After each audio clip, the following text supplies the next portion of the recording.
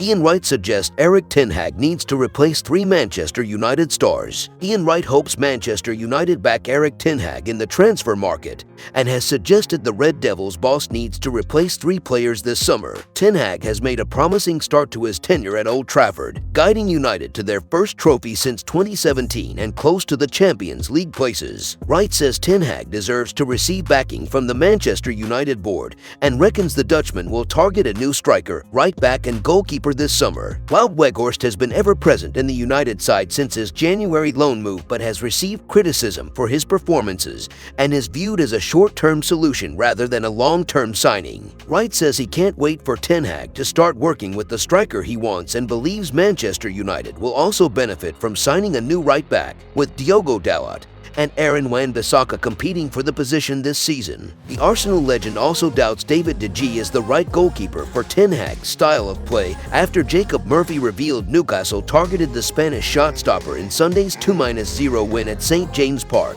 That man has got to get everything he needs to try and do his job well and play the football he wants to play, the former England striker said on the Wright's House podcast. For what he's done at Manchester United this season, he deserves that. I still don't think the right-hand side of the team is working right now. You've got Sancho and Antony who are capable of doing unbelievable stuff. Antony used to have so many options. He could cut in and target the number 9 or there would be a player overlapping him. He had so many different options to get the best out of him. The same for Sancho at Borussia Dortmund. You have 2 unbelievable players who can do loads of great stuff, but they've not been put into a system where they can thrive. I can't wait for Erik Ten Hag to get the right back he wants and the number 9 he wants. The goalkeeper situation.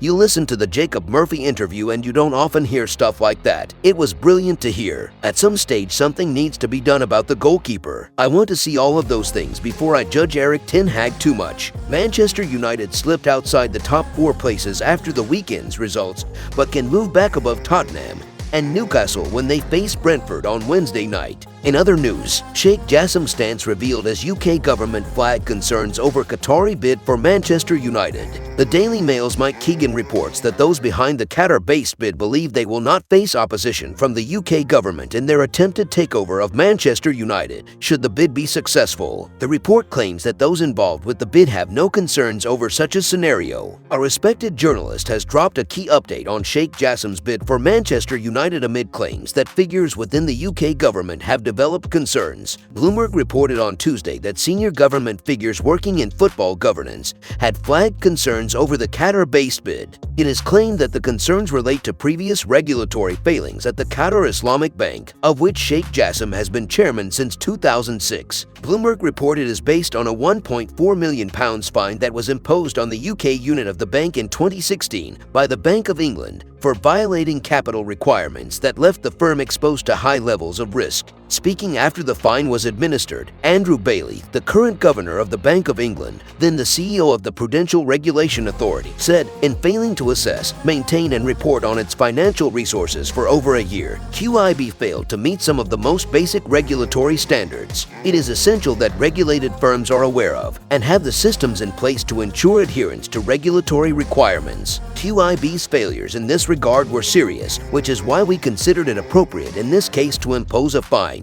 The PRA did recognize that the QIB had undergone significant restructuring, as well as putting a new board in place. Sheikh Jassim submitted a second bid for United last month. Sir Jim Ratcliffe, Ineos and Elliott Management are 2 of his main competitors when it comes to taking over the club from its current owners, the Glazer family. If you enjoyed the video, make sure to smash the like button and make sure to subscribe to Man United Hub to get all the latest updates.